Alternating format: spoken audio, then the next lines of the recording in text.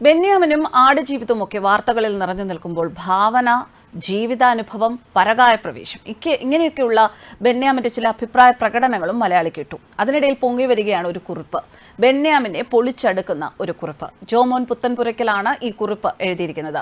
Road to Mecca എന്ന കൃതിയുടെ കോപ്പിയടിയാണ് ഈ ആടുജീവിതം എന്ന് പേജ് സഹിതം വിവരണ സഹിതം അദ്ദേഹം പറഞ്ഞിരിക്കുന്നു. കോമ്രേഡ് ബെന്നിയുടെ മുഴുവൻ പുസ്തകങ്ങളും തലനാരിഴ കീറി പരിശോധിക്കണം. അവയെ ലോകത്തിന്റെ മുക്കിലും മൂലയിലുമായി ഇറങ്ങിയ സാധ്യമായ എല്ലാ കൃതികളോടും തുലനം ചെയ്യണം. മലയാള സാഹിത്യത്തിലെ കപടമുഖങ്ങളെ ഒന്നൊന്നായി പൊതുമധ്യത്തിൽ കൊണ്ടുവരണം, മുഖം മൂടി അഴിക്കണം. ഇങ്ങനെയാണ് ജോമോൻ പുത്തൻപുരയ്ക്കലിന്റെ വിശദീകരണം. ഈ കോപ്പിയടിക്ക് ദീപയടി എന്നൊരു പേരുമാറ്റവും അദ്ദേഹം നടത്തിയിട്ടുണ്ട്. അദ്ദേഹത്തിന്റെ കുറിപ്പിലേക്ക് പോകാം. സഞ്ചാരിയും ഗ്രന്ഥകാരനും പാകിസ്ഥാന്റെ മുൻ UN അംബാസഡറുമായ മുഹമ്മദ് അസദിന്റെ ദ റോഡ് ടു മെക്ക, മക്കയിലേക്കുള്ള പാത എന്ന പ്രശസ്ത ഗ്രന്ഥത്തിൽ നിന്നാണ് അദ്ദേഹം ഈ കോപ്പിയടി നടത്തിയത് എന്ന് ഇവ രണ്ടും തുലനം ചെയ്യുമ്പോൾ വായനക്കാർക്ക് ബോധ്യപ്പെടും. ആടുജീവിതത്തിന് വായനക്കാർ ഏറിയത് അതിന്റെ സാഹിത്യ മൂല്യം കൊണ്ടല്ല, മറിച്ച് നമ്മുടെ ഒന്നും ചിന്തയിൽ പോലും വരാത്ത യാതനകൾ ആ പുസ്തകത്തിൽ വിവരിക്കുന്നത് കൊണ്ടാണ്. അതാകട്ടെ ഒരാളുടെ പച്ചയായ ജീവിതാനുഭവമാണ് എന്ന പ്രചാരണത്തോടെയും. ഒരിക്കൽ പോലും മരുഭൂമി കാണാത്ത തനിക്ക് ഇത്രയും ഹൃദയസ്പർശിയായി മരുഭൂമിയെ വർണ്ണിക്കാൻ കഴിഞ്ഞത് തന്നിലൊരു പരകായ പ്രവേശം നടന്നതുകൊണ്ടാണ് എന്ന് ബെന്യാമിൻ തന്നെ അഭിമുഖങ്ങളിൽ പറഞ്ഞിട്ടുണ്ട്. ശരിയാണ്, പരകായ പ്രവേശം നടന്നിട്ടുണ്ട്. അത് റോഡ് ടു മെക്കയിൽ നിന്നും ആട് ജീവിതത്തിലേക്കാണെന്ന് മാത്രം. ഒരേ രീതിയിൽ ചിന്തിക്കുന്നവർ ഒരുപാട് പേരുണ്ടാകാം. റോഡ് ടു മെക്കയിലെ യാത്രാ വിശദീകരണം ബെന്യാമിൻ കോപ്പി ചെയ്തിട്ടുണ്ടെങ്കിൽ പോലും അതിനെ തെറ്റു പറയാൻ പറ്റില്ലായിരുന്നു.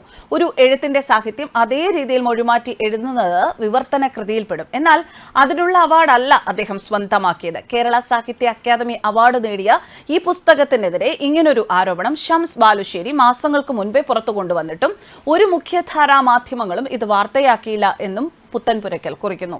ഞങ്ങൾ വായനക്കാരുടെ ചോദ്യങ്ങൾക്ക് മറുപടി പറയേണ്ടത് നിങ്ങളാണ് ബെന്യാമിൻ. ആരെ പൊട്ടന്മാരാക്കാനാണ് നിങ്ങൾ മൗനം പാലിച്ചിരിക്കുന്നത്? കുറഞ്ഞപക്ഷം സാഹിത്യ അക്കാദമി അവാർഡ് തിരിച്ചു കൊടുക്കാനുള്ള മര്യാദയെങ്കിലും താങ്കൾ കാണിക്കണം. കഴിവുള്ളവർക്കുള്ളതാണ് അക്കാദമി അവാർഡ്, താങ്കളെ പോലുള്ള കോപ്പിയടിക്കാർക്കുള്ളതല്ല.